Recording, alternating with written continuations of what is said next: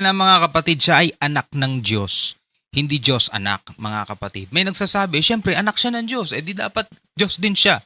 Di ba saan ka nakakita ng bakang ng anak ng kalabaw? Sabing ganon, mga tol. Well, baka hindi ka kasi naniniwala na ang mga tao ay tinatawag ding anak ng Diyos. May mga anghel na tinatawag na anak ng Diyos. Di ba? Lalo-lalo na yung kanyang mga tagasunod, tinatawag niya mga anak. Kaya nga ang tawag sa kanya, ama. Okay. Si Shubalde ng Iglesia de Cristong kay Felix Manalo, hindi daw batayan na ang ating Panginoon Kristo ay tinatawag na anak ng Diyos, kaya siya ay Diyos. Bakit? Dahil ang mga tao tinatawag rin o mano na anak ng Diyos. At hindi lang yan. Sabi pa niya, kahit nga ang mga anghel ay tinatawag na anak ng Diyos. At sa pasugo magazine ng INC, walang mabasa na may talatang nagsabing Diyos anak. Pero alam nyo, noong pinakita natin yung salin ng Biblia, ito ang ginamit nila. Ang salita ng buhay Biblia, ginamit ito sa INC. Tulad sa makita ninyo dyan, palakihin natin. Bakit? Dahil kung tingnan natin ang Juan Kapitulo 1:18, mali yung sinabi nilang walang mabasang Diyos anak. Ito ang mabasa. Wala pang nakakita sa Diyos Ama kahit kailan. Subalit, pinakilala siya sa atin ng Diyos anak. At alam niyo ba, nang tinatalakay natin ito, may nagkomento. Pero, napakalayo. Ang komento niya ay ito, ha ha ha, dapat pakialaman mo yung mga simbahan ninyo na ibinibinta yan. Ang problema mo, ubos na ang mga simbahan ng Katoliko, binibili ng INC. Dapat yan ang i-vlog mo, Father Wendell. O, yan ang kanyang pahayag. O. So, dapat daw, una, nilihis ang isyu. Pangalawa, yung sinabing, mauubos na daw ang simbahang Katoliko, yun ay bunga sa delusyon lamang para ilihis ang talakayan natin.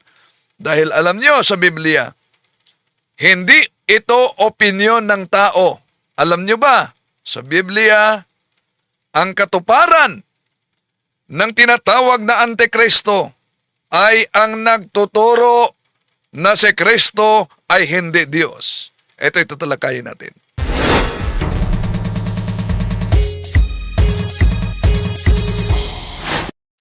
Kumusta? Welcome. Ito yung lingkod, Wendell Talibong, muling makasama ninyo at pakiusap sa ating mga kapatid. Suportahan ninyo si Kaburnok sa Factbusters PH. Nasa link dito ang kanyang channel dahil binura sa hacker kasi, no?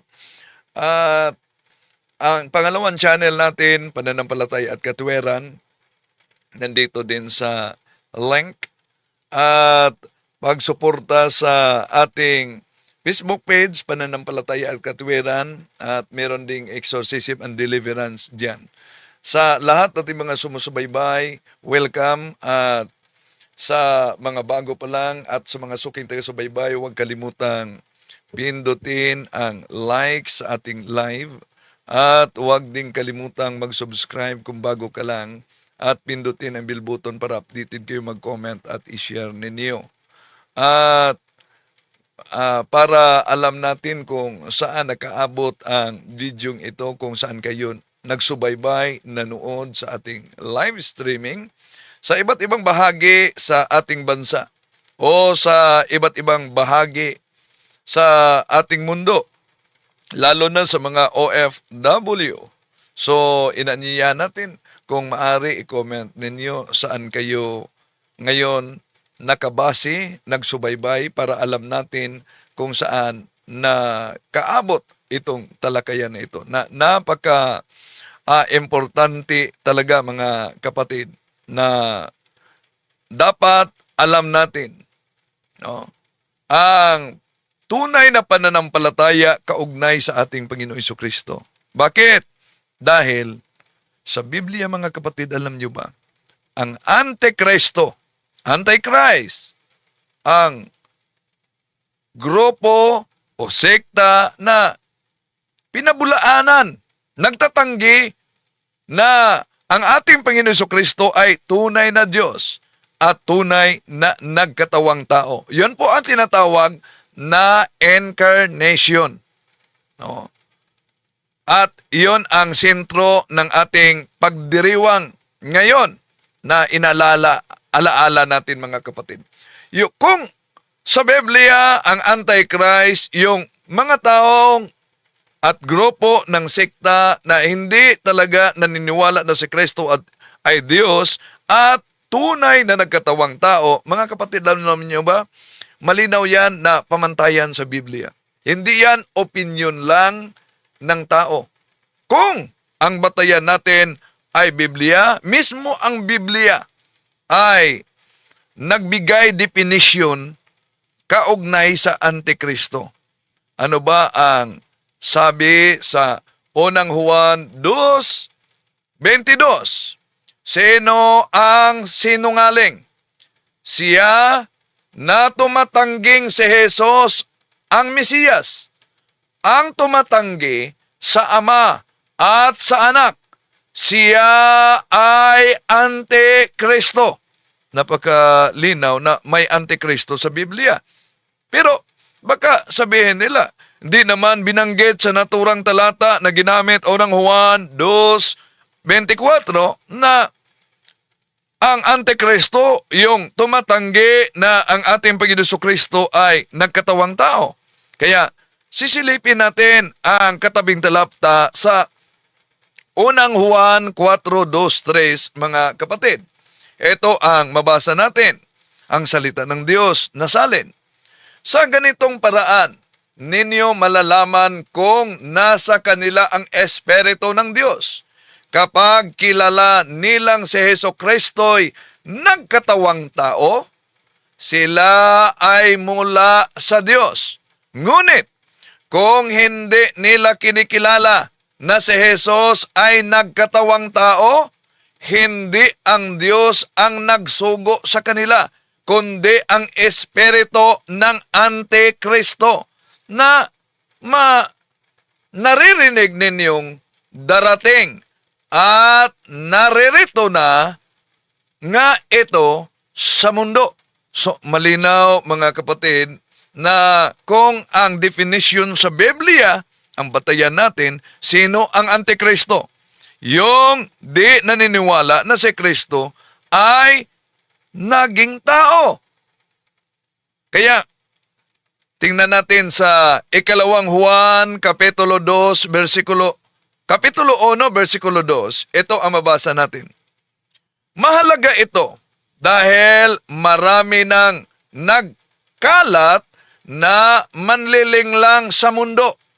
Ito ang mga taong hindi kumikilala na si Jesucristo ay naging tao. Sila'y mga manlilinglang at Antikristo. Mga mahal na kapatid, hindi ito sariling opinion, kundi yon ang definition. Kung pag-aralan natin ang kanilang taktika na kailangan gagamit ng iba't ibang salin, definition sa Biblia. Kaya malinaw na hindi Antikristo yung naniniwalang si Kristo ay tunay na Diyos at tunay na nagkatawang tao. Ano daw ang mabasa natin sa Biblia? Unang Juan 4:2-3, ang Antikristo, yung mga naniniwala na si Kristo ay hindi Diyos na nagkatawang tao. Yun daw ang mga Antikristo. Ngayon, balikan muna natin ang pahayag ni Shubaldi ng ANC. Ito, mga kapatid. Na mga kapatid, siya ay anak ng Diyos. Hindi Diyos anak, mga kapatid. May nagsasabi, syempre anak siya ng Diyos. Di dapat Diyos din siya. Di ba saan ka nakakita ng bakang ng anak ng kalabaw? Sabing ganun, mga tol. Well, baka hindi ka kasi naniniwala na ang mga tao ay tinatawag ding anak ng Diyos. May mga anghel na tinatawag na anak ng Diyos. 'Di ba? Lalo-lalo na yung kanyang mga tagasunod, tinatawag niya mga anak. Kaya nga ang tawag sa kanya, ama. So, kung ang mga anghel at ang mga tao ay tinatawag na anak ng Diyos, so kung ang ating Panginoon Jesucristo ay tinatawag na anak ng Diyos, therefore, hindi daw pwede na iyon ang batayan na ang ating Panginoon Jesucristo ay tunay na Diyos. Dahil ang mga tao, ang mga anghel sa Biblia, tinatawag na mga anak ng Diyos. Kung ang pagiging anak ng Diyos ang batayan sa pagiging tunay na Diyos, dadami ang Diyos. Iyon ang kanilang argumento. Pero tandaan natin, yung sinabing hindi mabasa sa Biblia na ang ating Panginoon Jesucristo ay Diyos anak. Iyon naman ang binanggit ni Shubalde na miyembro ng INC, di ba? Di daw mabasa. Kaya nga, nagtaka ako, kung hawak ito sa mga ministro nila, di ba nila alam na diyan sa salin na ang salita ng buhay, mababasa na ang ating Panginoon Jesucristo ay Diyos anak? Kaya nga, yung konklusyon pati na sa kanilang pasugo magazine na di mabasa sa Biblia, na ang ating Panginoon Jesucristo ay Diyos anak, ang mabasa ay anak ng Diyos, lilitaw na hindi ito consistent, mga kapatid. Kung tinatanggap ng Iglesia ni Kristong kay Felix Manalo ang salin na ito na salita ng buhay, edi malinaw na may teksto mismo dito, mga kapatid, na mabasa natin na ang ating Panginoong Hesukristo ay Diyos anak. So sa mga katuwid, ang pagtanggi ng INC sa terminong Diyos anak ay sumasalungat sa salin na ginagamit nila. Bakit ginagamit nila? 'Di ba? Ilang bisis na natin ipinakita sa kanilang programa, ito, ginagamit nila ang salita ng buhay, hawak-hawak ng ministro talaga ang salita ng buhay. At kung tignan natin ang Juan Kapitulo 1:18, yon ang mabasa natin, wala pang nakakita sa Diyos Ama kahit kailan. Subalit, ipinakilala siya sa atin ng Diyos Anak. Malinaw sa salin na ginagamit nila, mga kapatid. Ito'y ginagamit nila na salin. Salita ng buhay. Kaya, kung panindigan nila na di mabasa sa Biblia ang Diyos Anak, problemang turo ito sa INC. Bakit problemang turo? Kung sasabihin ng INC na tatag ni Felix Manalo, mga kapatid, na anak lang ng Diyos si Jesus, hindi Diyos anak. Ngunit, sa ginagamit nila na salin ang salita ng buhay, inaangkin. Ginagamit nila bilang otoridad sa pagpangaral nila sa doktrina na kanilang itinuturo. Pero, mapansin ninyo, nagkaroon ng internal contradiction sila. Bakit? Dahil tinanggap nila ang salin na ang salita ng buhay, mga kapatid, pero tinanggihan nila ang malinaw na mabasa sa Juan Kapitulo 1, versikulo 18, na si Kristo'y Diyos Anak. Kaya, nang tinatalakay natin ito para sa mga nagsubaybay, balikan natin ito ang komento sa isang kapatid natin nagsubaybay din. Ito, ha, pakialaman mo yung mga simbahan ninyo na ibininta yan. Ang problema mo, ubos na ang mga simbahan ng Katoliko. Binibili ng Iglesia ni Kristo. Dapat yan ang i-vlog mo, Father Wendell. Yon ang sabi niya na, Father, hindi ako pare, hindi din ako madre. para sa ating kapatid. Pero, sasagutin muna natin ito bago natin tatalakayin punto por punto ang isyong ito, mga kapatid. Natunghayan nyo na ang sino man na nagtanggi na ang ating Panginoon Jesucristo ay tunay na Diyos at tunay na tao, tinatawag sa Biblia Antikristo. Di ba? Kaya mag-isip-isip na dahil isang bisis lang tayo daraan sa mundong ito, mga kapatid. Balikan natin ang nagkomento. Yung sinabi niya na mauubos na ang simbahan ng Katoliko dahil binibili daw umano ng INC, yun po'y delusyon. Pero ang tanong, tama ba na kung nabuking sila gamit ang salita ng buhay na Biblia, sa kanilang aral na di daw mabasa ang salitang Diyos anak, pero nandito pala sa salin na ginagamit nila. Tama ba na ilihis ang usapan kaugnay sa binibili daw ng INC ang simbahang Katoliko? Kaya hindi talaga ito tama at hindi talaga ito lohikal, mga kapatid.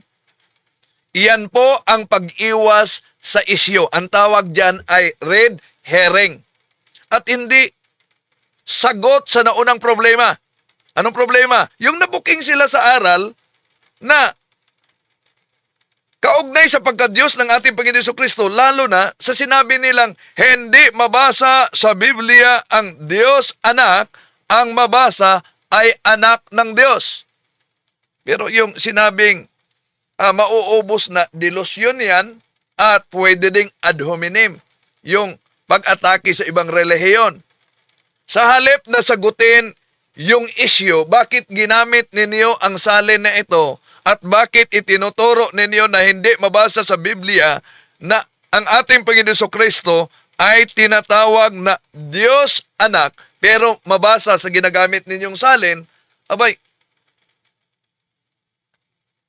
sasagutin sana dapat, pero ang resulta, inaatake ang kalagayan ng simbahang Katoliko. Hindi ito sagot sa problema na may mabasa para, kundi gustong ilihis lang. Ang tawag diyan ay classic fallacy. Ano yung classic fallacy? Shifting the burden.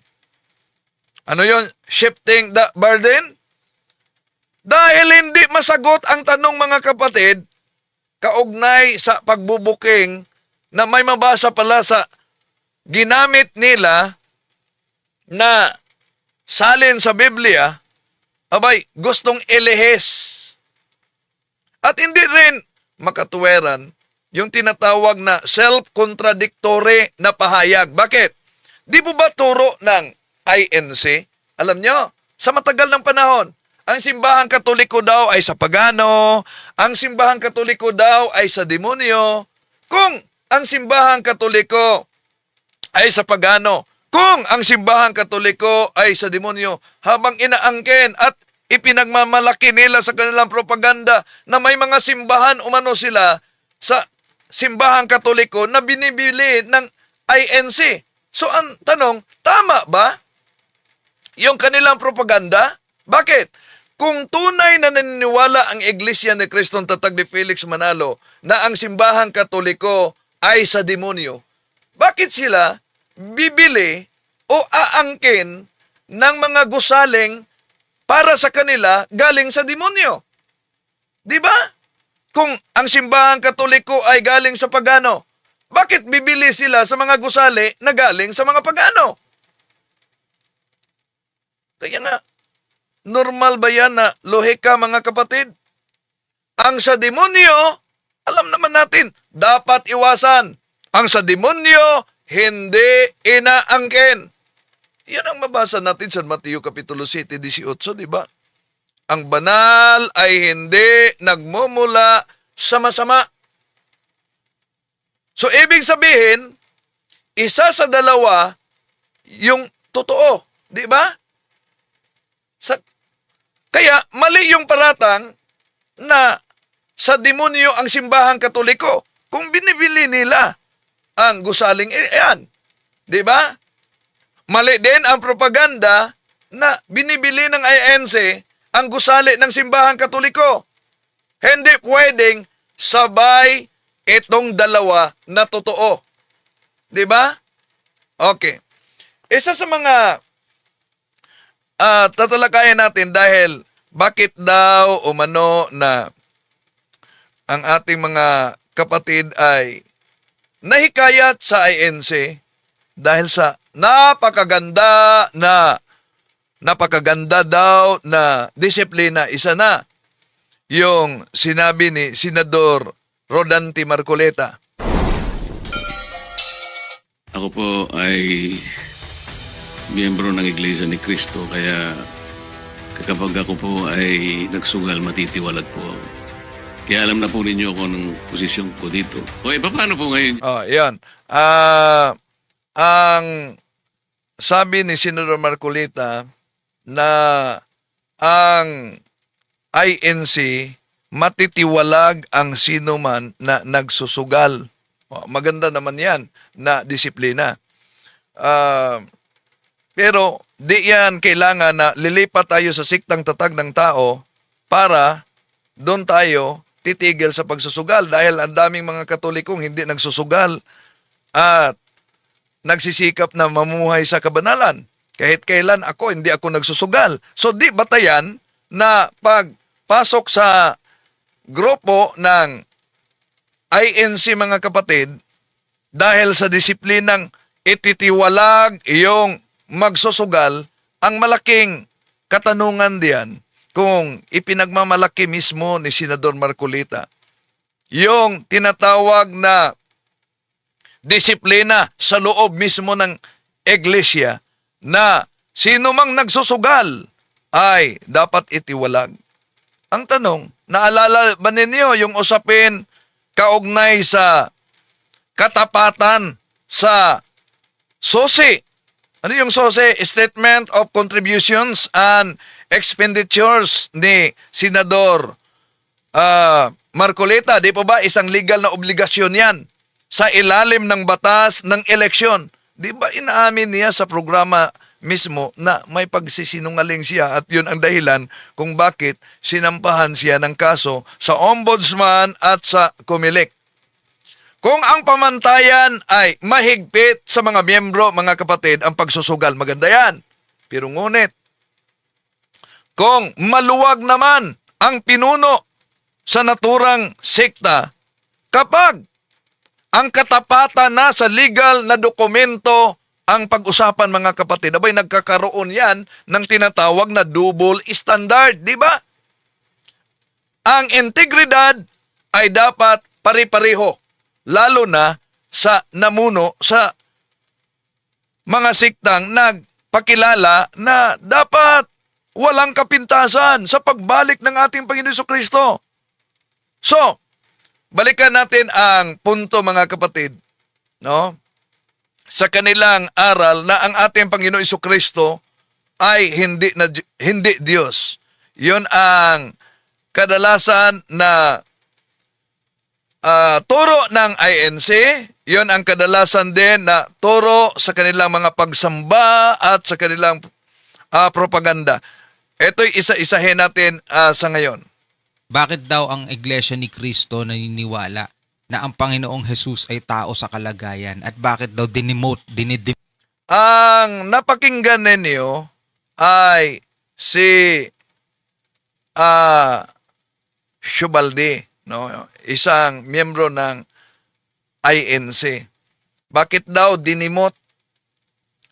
Bakit daw ang aral ng simbahang Iglesia ni Cristo na tatag ni Felix Manalo, si Kristo ay hindi Diyos, siya ay tao. Pero ang sabi niya dito, dinidemote namin ng Panginoong Hesukristo sa pagiging tao lang. Well, mga kapatid, no, ulitin natin, hindi tao lang. Iba kasi yung tao lang na katulad natin, mga tao lang.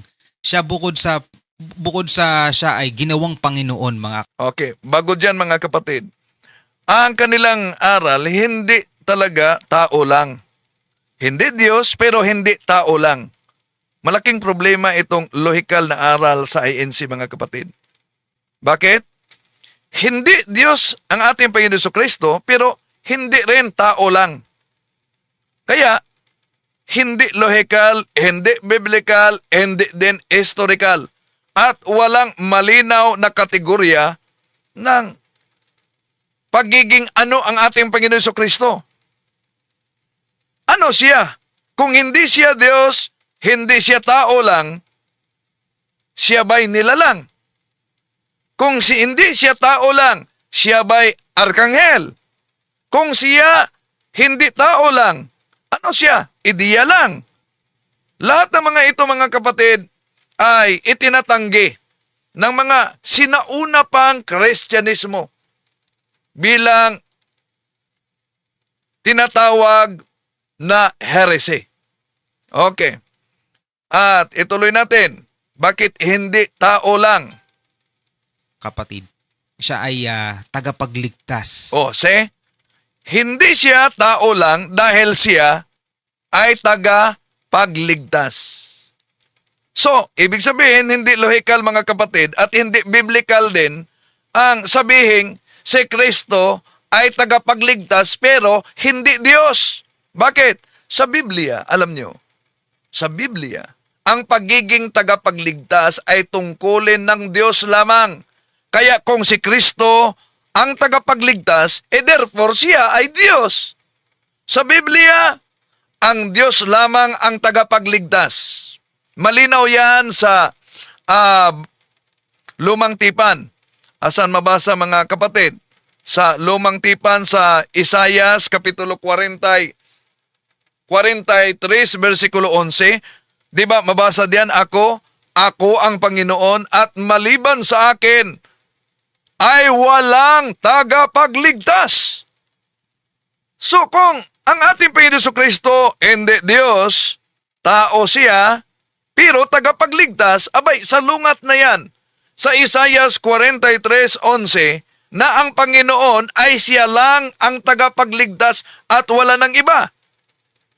Kung iisa lang ang tagapagligtas at siya ay ang Diyos, abay, imposibleng bigyan ng titulo ang ating Panginoon Jesucristo bilang tagapagligtas kung hindi siya Diyos. Maliban, kung tingnan natin sa Biblia, kung tinanggap nila ang Biblia, maliban na tanggapin nila ang katotohanan na ang ating Panginoon Jesucristo ay tunay na Diyos at tunay na tao. Okay, tuloy natin. Di ba?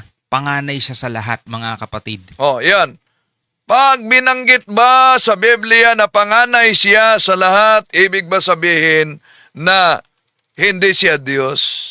Bible must be interpreted according to the context in which it emerges. Yung panganay sa Biblia, mga kapatid, bilang pinuno ng buong sangnilikha. Bakit? Dahil ang salitang panganay ayon sa Grego ay prototokos diyan sa Kolosas. Ibig sabihin, yung panganay, supremacy, kataas-taasan. Yung panganay, nangangahulugan authority, kapamahalaan. Yung panganay, nangangahulugan na inheritance, tagapagmana ng lahat. Ito ang dahilan kung bakit sinundan sa nakasulat sa Kolosas Kapitulo 1, versikulo 18. Diyan mabasa natin, napakalinaw. Siya ang ulo ng katawan ng iglesia.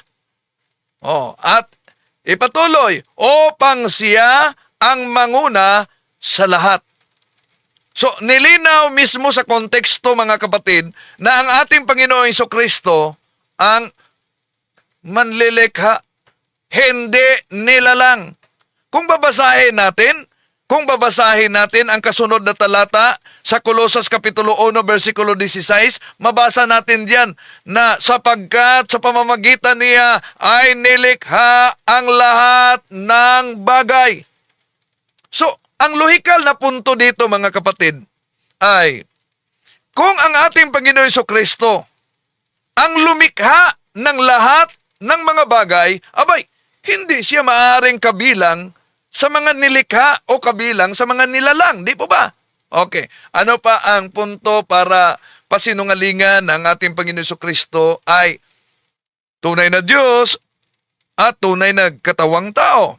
At siya ay iuupo ng Panginoong Diyos sa kanyang kanan, mga tol. So yun. Sa Biblia, siya ay inuupo sa kanan ng Diyos. Akala ng iba, lalo na sa ANC, kapag sinabing kanang ng Diyos, ay ibig sabihin may mataas pa at may mas mababa. Hindi po ganito ang kahulugan sa Biblia, mga kapatid. Sa kultura ayon sa mga Hudyo, di ba? Ang kanan ay sumisimbolo yan sa kapangyarihan. Ang kanan sumisimbolo yan sa karangalan at otoridad. Hindi. Alam naman natin na ang Diyos ay hindi pisikal. Kaya, yung binanggit na kanan, hindi yan letra por letra na pisikal na kanan na dapat upuan. Tulad sa mabasa natin sa Awit, Kapitulo 110, versikulo 1. Ito po ang pahayag sa naturang talata. Si Yahweh at ang piniling hari, isang awit na katha ni David.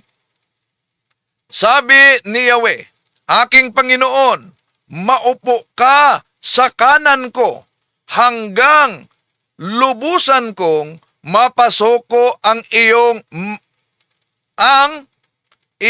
mapasuko sa iyo ang mga kaaway mo. Yan ang mabasa natin sa naturang talata. So, ibig sabihin mga kapatid, ang kanan ng Diyos ay posisyon ng kapangyarihan at karangalan. Hindi ito ibig sabihin na mas mababa siya. Si Jesus ay umupo roon bilang nagkatawang tao, hindi bilang nilalang. Pantay siya sa Ama, sa kalikasan. Ngunit, may ibang tungkulin. Kaya nga, sabi ng ating Panginoong Hesus, Gs 30 ng Juan, ako at ang Ama ay eesa. So, therefore, hindi sinisira ng pag-upo sa kanan ng Diyos ang pagka-Diyos mismo ng ating Panginoong Hesukristo. Ngunit ito'y lalo pang pinatunay at pinagtibay, mga kapatid. Okay. Ano pa ang kanilang argumento na ang ating pagdiriwang ngayon, lalo na sa incarnation, na ang Diyos nagkatawang tao ay talagang pinasinungalingan nila? Magiging ginawa siyang Panginoon. Hindi basta-basta tao lang, no? Ginawa siyang Panginoon. Hindi basta-bastang tao, ginawa siyang Panginoon. So, ibig sabihin, dahil ginawa siya ng Panginoon, ang argumento ng ANC, ang Diyos po ang naggawa sa kanya na Panginoon. Iba ang ginawa, iba ang naggawa. Ngayon, so mga kapatid, bibigyan natin ng commentary reaction video. Ito, paano patutunayan ng Iglesia ni Cristo, no, na si Cristo ay tao at hindi kapantay ng Diyos? Yan. Bago dyan, mga kapatid, puntahan muna natin itong sinabi nila na ginawa siyang Panginoon. No? Dahil iba ang gumawa, ang Diyos yon.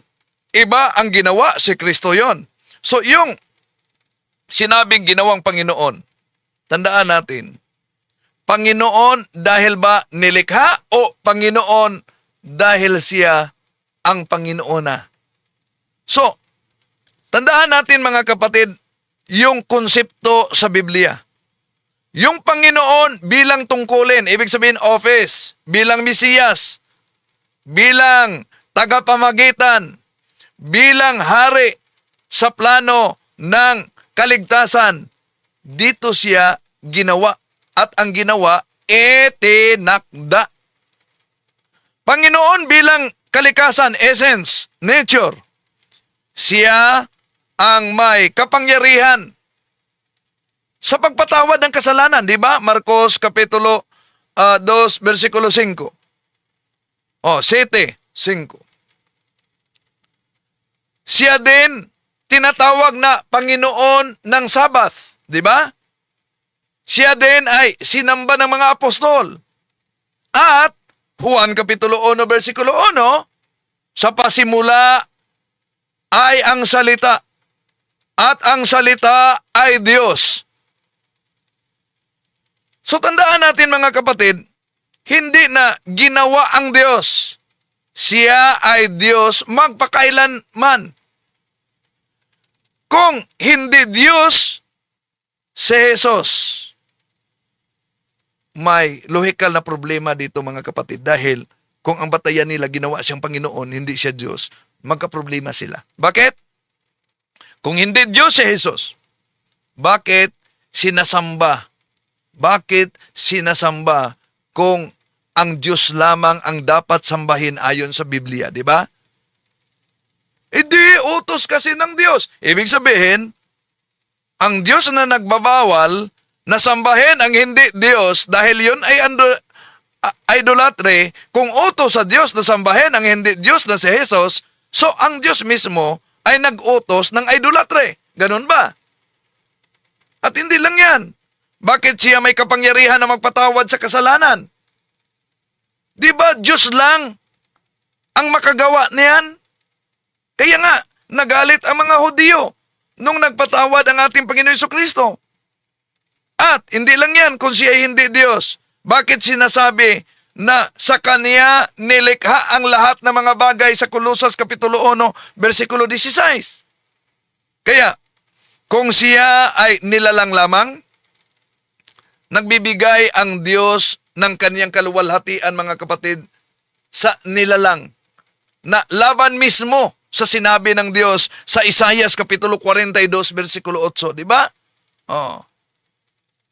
Ngayon, punta tayo sa sinabi ni Shubalde, hindi siya kapantay ng Diyos. Ginawa siyang Panginoon. Hindi basta-basta tao lang, no? Ginawa siyang Panginoon. Ngayon, so mga kapatid, bibigyan natin ng commentary reaction video. Ito, paano patutunayan ng Iglesia ni Cristo, no, na si Cristo ay tao at hindi kapantay ng Diyos? Kasi mga kapatid, marami nagbibigay ng talata no, sa comment section. Ayan. Si Kristo, tao, at hindi kapantay ng Diyos. So kung si Kristo hindi kapantay ng Diyos, tama ba yan ayon sa Biblia? Maling-mali talaga mga kapatid ayon sa Biblia at sa pananampalataya ng sinauna pang Kristiyano. Si Kristo ay kapantay ng Diyos ayon sa kalikasan.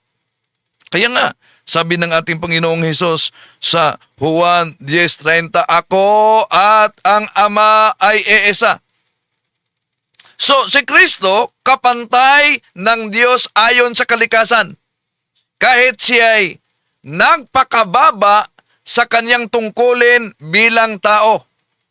Kapag sinasabing mas mababa si Kristo, karaniwang batayan yan ito mga kapatid, sa mga di tatanggap na ang ating Panginoon Jesucristo ay tunay na Diyos at tunay na tao.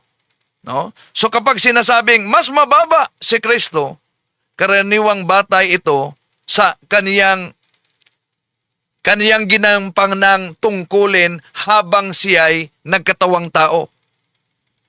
Nagpasakop siya, nanalangin siya, sumusunod siya. Hindi sa kaniyang kalikasan bilang Diyos. Kaya nga kung tingnan natin ang mabasa sa Filipos Kapitulo 2, versikulo 6 hanggang 7, paano ba nila pasinungalingan kung ang kanilang paniniwala dapat nakasulat sa Biblia lang? Ito ang mabasa mga kapatid.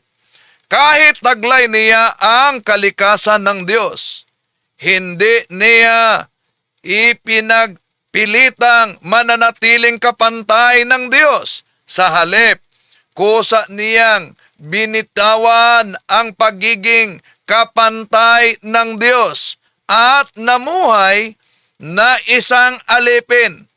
Ipinanganak siya bilang tao at nang siya'y naging tao, nagpakumbaba siya at naging masunurin hanggang sa kamatayan.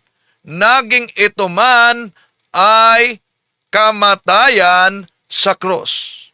O see? At meron din silang isa pang salin sa Biblia, mga kapatid, na ginagamit. Ito ay ginagamit nila para pasinungalingan. Ano to? Ang contemporary English Bible, English version. Ano po ba mabasa? Sa contemporary, ayon sa Philippians chapter 2, verses 6 up to 7, batay sa salin na ito. Ito po ang mabasa natin, mga kapatid. Christ was truly God, but He did not try to remain equal with God. Instead, He gave up everything and became a slave when He became like one of us. See? So paano ngayon? Lalo nang sinasabi nila, wala namang mabasa sa Biblia na ang ating Panginoon Jesucristo ay kapantay ng Diyos. At ano pa ang sabi ng ating Panginoon Jesucristo? Ayon sa San Juan Kapitulo 5, 23, itong sabi ng ating Panginoon Jesucristo, upang parangalan ng lahat ang anak, tulad ng kanilang pagpaparangal sa Ama. Ang hindi nagpaparangal sa anak ay hindi nagpaparangal sa Ama na nagsugo sa anak. Napakalinaw mismo, mga kapatid. Asa na ba ang sabi nila? Dapat Biblia lang. Bakit? Kung hindi kapantay si Kristo, abay, bawal siyang magiging katulad sa Ama. Diba? Exodo Kapitulo 20, versikulo 3, idolatry na yan. Kaya, kapantay si Kristo ng Diyos sa kalikasan. Magkababa siya sa tungkulin bilang tao. Okay? Tuloy natin, mga kapatid, ang kaniyang pahayag. So dito baka matakel dito, no? At least ito yung magiging patunay o paano patutunayan daw ng INC na si Kristo ay tao at hindi kapantay ng Diyos. So sana ipanoorin ninyo to, panoorin natin to, mga kapatid, para kahit papano maibigay ko sa inyo yung mga talata na hinahanap ninyo sa akin. Alright? So wag na natin patagalin to, total wala na rin naman tayong hinihintay na. Panoorin na natin to. Nung pa, kapatid na Arnel, paano ninyo patutunayan Yan. na si Kristo ay tao Mhm. at hindi kapantay ng Diyos? Ang nagtanong po si Leonardo Rup. So, nauna na natin itong tinatalakay, mga kapatid. No? Si Kristo ay tao, hindi kapantay ng Diyos. At nauna ding sinabi ni Shubalde na narinig niyo, si Kristo ay tao. Ngunit hindi basta-bastang tao lamang siya. Siya ay hindi kapantay ng Diyos. Bakit? Dahil diyan sa Biblia, ginawa daw umano siya na Panginoon. Pero kung pag-aralan talaga natin ang Biblia, mga kapatid, ang pagiging tao ng ating Panginoong Jesucristo, itinuturo talaga sa Biblia yan. Pero, hindi yan nagtatanggi na siya ay Diyos. Kaya nga, ang aral ng simbahan, siya ay both human and divine. Ang aral ng Kristyanismo, si Kristo ay naging tao. Juan Kapitulo 1, versikulo 14. Di ba? Ang salita ay Diyos, ang salita ay naging tao. Juan 1:1, Juan 1:14. Ngunit, ang tanong dito, mga kapatid, ang pagiging tao ba ng ating Panginoon Jesucristo ay otomatikong nangangahulugan ba na siya ay hindi Diyos? Hindi. Bakit? Napakalinaw sa Biblia, si Kristo ay sinasamba. Hindi ito itinatanggi ng ating Panginoon Jesucristo. Sa Biblia, tanging Diyos lamang ang dapat sambahin. Mabasa yan sa Deuteronomio Kapitulo 6, versikulo 3, mga kapatid. Di ba? Anong mabasa diyan? Deuteronomio Kapitulo 6, versikulo 13. 13 pala. Ito ang mabasa natin. Magkaroon kayo ng takot kay Yahweh. Paglingkuran ninyo siya at sa kanyang pangalan kayo manumpa. See? Napakalinaw ang mabasa sa naturang talata, mga kapatid. Pero tandaan natin, sa Biblia, ang ating Panginoon Jesucristo, sinasamba siya.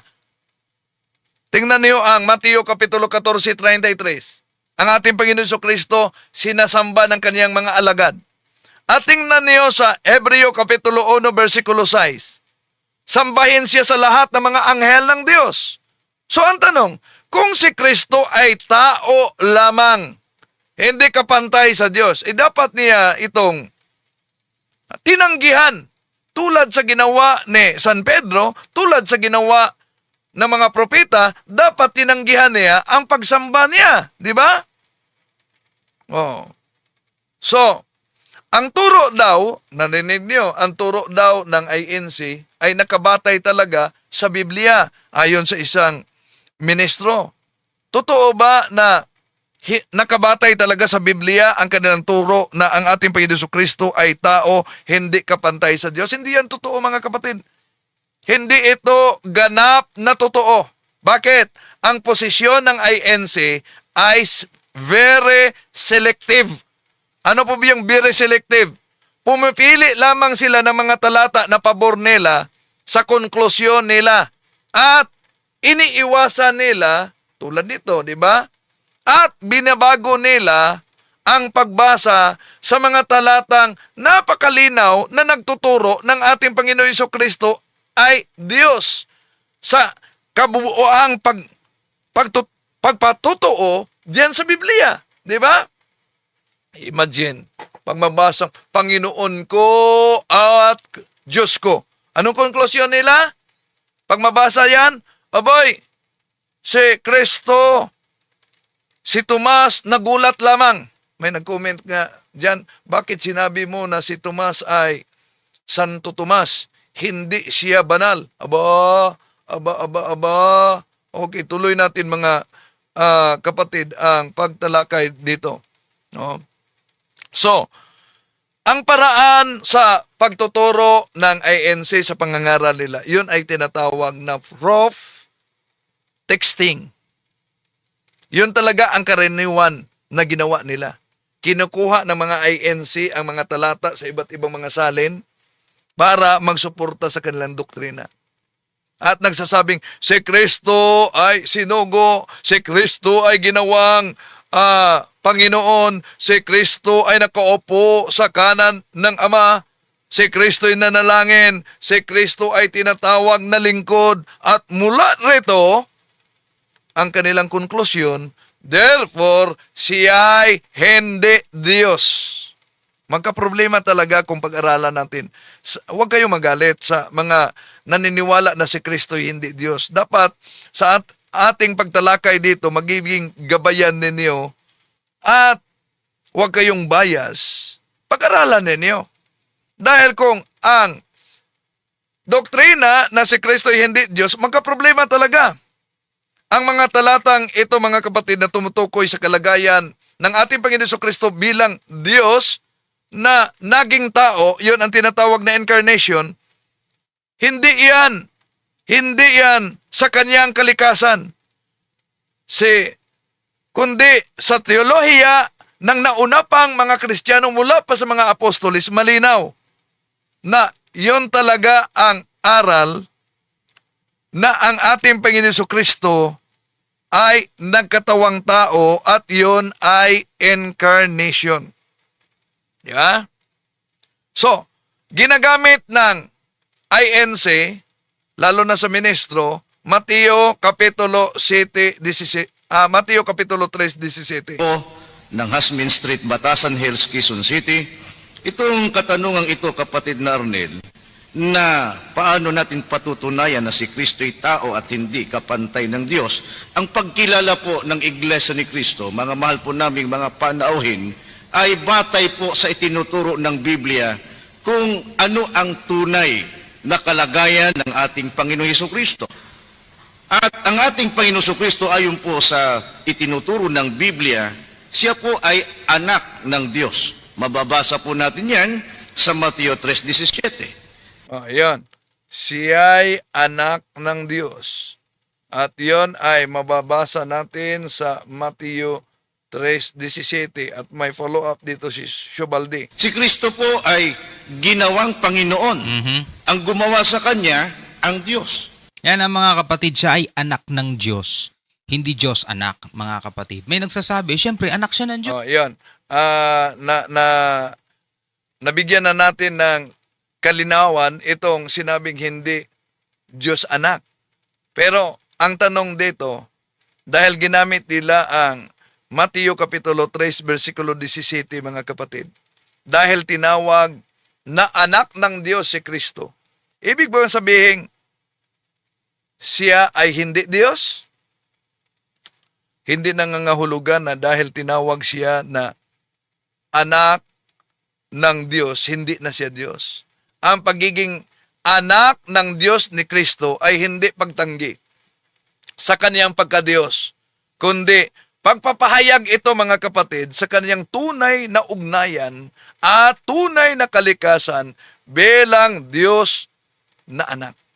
Kaya nga, binasa natin ang sinabi nila, di daw mabasa. Ito, ang mabasa sa salin na ginagamit nila.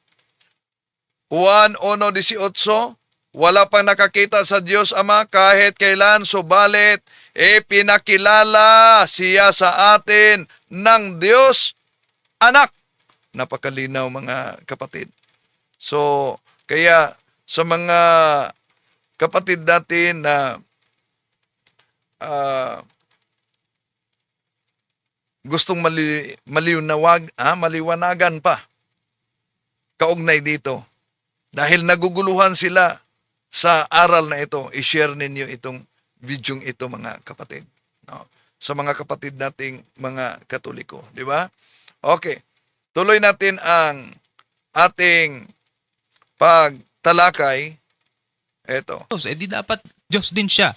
Di ba saan ka nakakita ng bakang ng anak ng kalabaw? Sabing ganon, mga tol.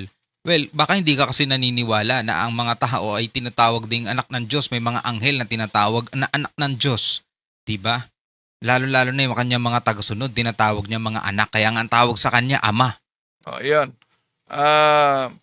Tinatawag siyang anak ng Diyos. Therefore, hindi diyan batayan na siya'y Diyos. Bakit?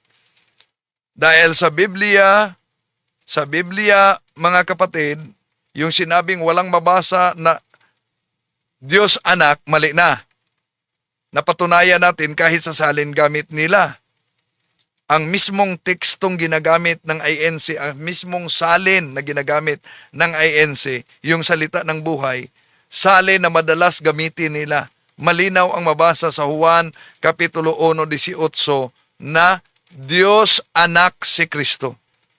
Kaya kung i-fact check ninyo, hindi ito interpretasyon.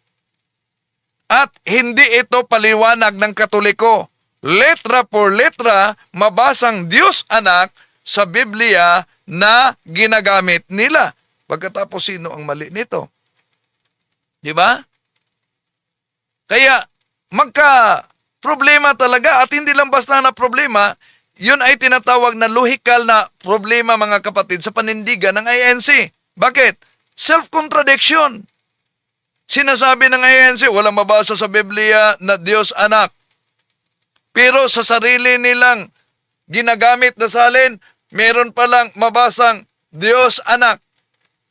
Kaya, ang malaking katanungan dito, kung mali ang Diyos anak, bakit ginagamit pa rin ng INC ang salin na ang salita ng buhay, tulad sa makita ninyo dito? Kadalasan ginagamit nila ito. Yan. Makita ninyo, ginagamit nila ang salita ng buhay. Oh. At iwan ko kung napansin ba nila dito na ang salita ng buhay, kung tingnan sa Juan Kapitulo 1, versikulo 18, yan talaga. Mabasa natin na si Kristo'y tinawag na Diyos Anak. Kaya, sa kanilang paggamit dito at pagtanggi na hindi mabasa sa Biblia na si Kristo'y Diyos Anak, yon ang tinatawag na double standard. Tumatanggap ang INC, tumatanggap ang INC, paraphrase, dynamic equivalence, footnotes, para ipaliwanag ang kanilang doktrina kaugnay sa likas na kalagayan ng ating Panginoon Jesucristo. Pero kapag malinaw na Diyos Anak ang mabasa, abay, biglang itatanggi nila ito. Hindi ito usapin ng Biblia, kundi doktrinang pinipilit lang na ipagtanggol nila. Okay, punta tayo sa sinabi ni Shubalde. Ano yung sabi niya? Balikan natin. Sa itinuturo ng Biblia kung ano ang tunay na kalagayan ng ating Panginoong Hesukristo.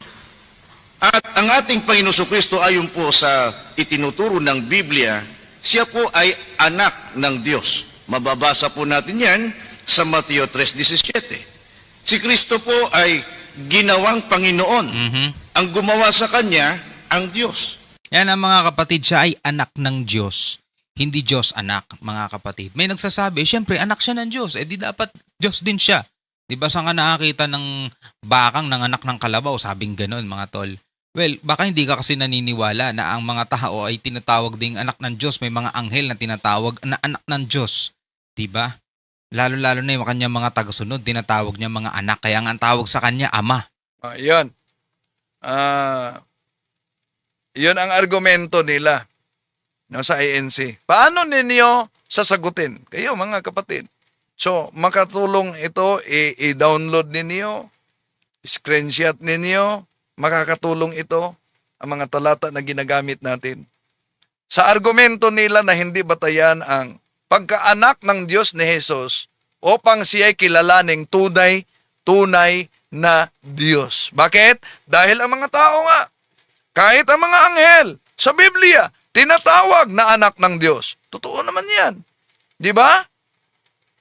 May mga tinatawag na anak ng Diyos, mga anghel. Mabasa natin yan sa Job Kapitulo 1, versikulo 6, Job Kapitulo 38, versikulo 7. Tinatawag silang mga anak ng Diyos.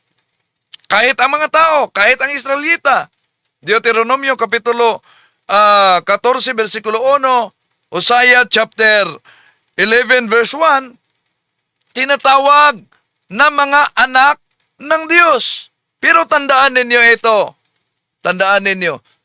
Sila ay anak ng Diyos sa pamamagitan ng paglikha o pagtatalaga, hindi ayon sa kalikasan. Ang paggamit sa parehong termino na anak ng Diyos, mga kapatid, ay hindi nangangahulugang pareho na ang antas at kalikasan, lalo na sa ating Panginoon Jesucristo. Bakit? Ang pagkaanak ng Diyos ng ating Panginoong Jesucristo ay natatangi at naiiba. Kung tignan natin ang Juan Kapitulo 3:16, tinatawag sa Greek monogenes. Kaya sa Juan Kapitulo 1:18, monogenes theos sa ibang salin. At sa ibang salin naman, monogenes hoyos. So, ang monogenes, natatangi, kaisa-isa, walang katulad. Hindi ito ginagamit sa mga anghel at kahit sa tao. Kaya ang mga anak ng Diyos, tao at mga anghel, mga kapatid, hindi nililikha ang lahat ng mga bagay. Di ba? Alam niyo yan. Mga tao at mga anghel, hindi nililikha ang lahat ng mga bagay. Hindi sila sinasamba. Kaya nga si San Pedro, ayaw niyang sambihin kahit ang anghel. at walang kapantay na otoridad. Pero pag-aralan nyo sa Biblia, ang ating Panginoon Jesucristo, di ba? Juan Kapitulo 1:3, Colosas Kapitulo 1, versikulo 16, nilikha niya ang lahat ng bagay. San Mateo Kapitulo 14, versikulo 33, Hebreo Kapitulo 1, versikulo 6, sinasamba siya. Juan Kapitulo 1, versikulo 1, Pilipos Kapitulo 2, versikulo 6, may kalikasan siya ng Diyos. Napakalinaw yan, mga mahal na kapatid.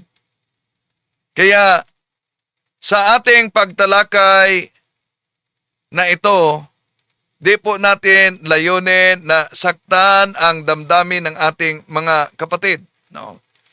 Atin lang sinagot punto por punto. Lalo na yung batayan nila na ginawang Diyos umano ang ating Panginoon Jesucristo. Ginawang Panginoon. Balikan muna natin ang pahayag ng ministro. Kung ano ang tunay na kalagayan ng ating Panginoon Jesucristo. At ang ating Panginoon Jesucristo ayon po sa itinuturo ng Biblia, siya po ay anak ng Diyos. Mababasa po natin yan sa Mateo 3:17. Si Kristo po ay ginawang Panginoon. Ang gumawa sa Kanya, ang Diyos. Yan ang kanilang argumento, mga kapatid. Ginawa siyang Panginoon at magkaiba ang gumawa, magkaiba ang ginawa. Kaya, ginawang Panginoon si Jesus. Paano niyo sasagutin yan? Magkaiba ang gumawa, magkaiba ang ginawa. At kaya talaga kadalasan ginagamit nila na pahayag ang Gawa Kapitulo 2, versikulo 36 na ginawa ng Diyos na Panginoon at Kristo si Jesus. Upang sabihin nila na hindi Diyos ang ating Panginoon Jesucristo dahil ginawa lamang siya. Ngunit, maling konklusyon ito kapag isasama yung konteksto at kabuuang turo sa Biblia, mga kapatid. So, ang tanong, dahil ba ginawa, nilikha o nilalang siya? Ang salitang ginawa sa Gawa Kapitulo 2, versikulo 33 at 36, mga kapatid, ay hindi ito tungkol sa paglikha ng kalikasan ng ating Panginoon Jesucristo. Kundi ito'y pagbigay ng opisyal na titulo o autoridad matapos ang kaniyang muling pagkabuhay. Halimbawa, si Jose, di ba? Ginawa si Jose na tagapamahala ng Ehipto. Mabasa natin yan sa banal na kasulatan. Si Propeta David, ginawa siya na hari ng Israel. Hindi sila nilikha. Hindi sila nilikha muli bilang tao. Di ba? Kundi, itinaas lamang sila, itinaas ang kalagayan nila, ang kanilang posisyon itinaas. So, tandaan natin, ang ating Panginoon Jesucristo, Panginoon na bago siya ginawang Panginoon. Ibig sabihin, Panginoon na siya bago siya itinaas na Panginoon.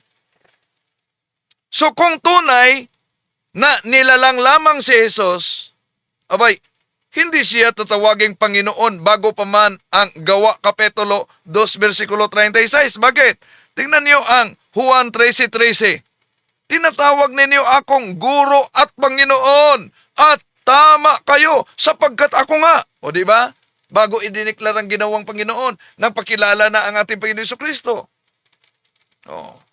Juan Kapitulo 1, versikulo 1, ang salita ay Diyos. Ang salita ay kasama ng Diyos. Juan Kapitulo 20:28, sabi ni Santo Tomas, Panginoon ko at Diyos ko. So maliwanag, Panginoon na si Jesus bago pa man mabasa ang Gawa Kapitulo 2, versikulo 36 na ginawang Panginoon.